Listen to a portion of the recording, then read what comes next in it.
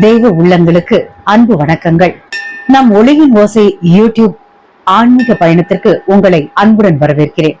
இன்று நாம் ஆரம்பிக்க போகும் புராணம் அனைத்து புராணங்களிலும் மிக புனிதமான விஷ்ணு புராணம்.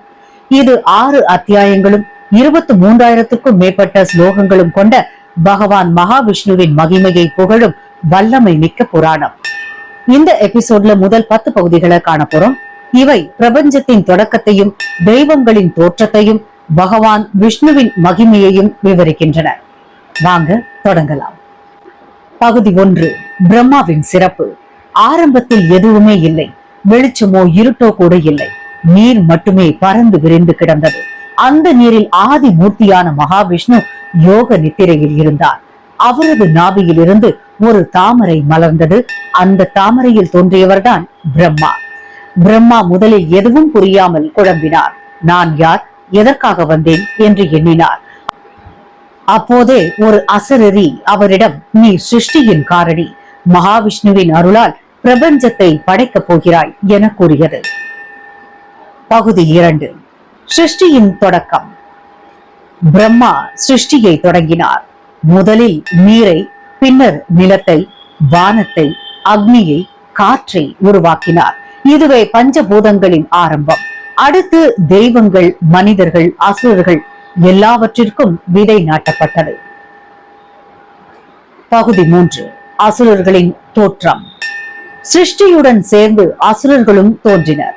அவர்கள் அகந்தை, ஆசை, காமம் போன்ற குணங்களை பிரதிபலித்தவர்கள். அதே சமயம் தெய்வங்களும் பிறந்தனர். இந்த 2 சக்திகளின் முரண்பாடே உலக வரலாற்றின் அடிப்படை. பகுதி 4. பூமியின் தோற்றம். பிரம்மா பூமியை உருவாக்கினார். ஆனால் அது ஆதரவின்றி நீரில் மூழ்கிக் கொண்டிருந்தது. பின்காலத்தில் வராக அவதாரமாக விஷ்ணு பூமியை உயர்த்துவார் என்ற செய்தி இங்கே குறிக்கப்படுகிறது. இது பகவான் எப்போதும் உலகை காப்பவர் என்பதை உணர்த்துகிறது. பகுதி 5. மனுவின் வரலாறு. மனித குலத்தின் முதற் பெருமானாக மனுவை பிரம்மா படைத்தார். மனுவே அரசியல், சமூக வாழ்க்கை, தர்ம வாழ்க்கைக்கு வழிகாட்டியாக இருந்தார். இதுவே மனு ஸ்மிருதி எனும் சாஸ்திரங்களுக்கு அடிப்படை. பகுதி 6. சிருஷ்டியின் சுழற்சி. பிரம்மாவின் ஆயுளே ஒரு மகா காலம். ஒவ்வொரு காலமும் சிருஷ்டி, ஸ்திதி, சம்ஹாரம் என நடைபெறுகிறது. இந்த சுழற்சி முடிவில்லாமல் தொடர்ந்து கொண்டே இருக்கும். பகுதி 7. தெய்வங்களின் தோற்றம். இந்த பகுதியில் முக்கிய தெய்வங்கள் தோன்றுகின்றனர். வருணன் நீரின் கடவுள், அக்னி தீயின் கடவுள், குபேரன் செல்வத்தின் அதிபதி. இவர்கள் உலகின் ஒழுங்கையும் இயற்கையின் சமநிலையையும் காக்கும் பொறுப்பை பெற்றனர். பகுதி 8. வேதங்கள் வெளிப்பாடு.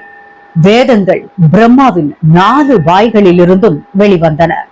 ரிக் வேதம் ஜபங்கள், யஜுர்வேதம் யாகங்கள், சாமவேதம் இசை, அதர்வன வேதம் மருத்துவம். அத்தகைய பயன்பாடுகள் இதற்குள் அடக்கம். மனிதர்கள் தர்ம மார்க்கத்தில் நடப்பதற்கு வழிகாட்டியானது.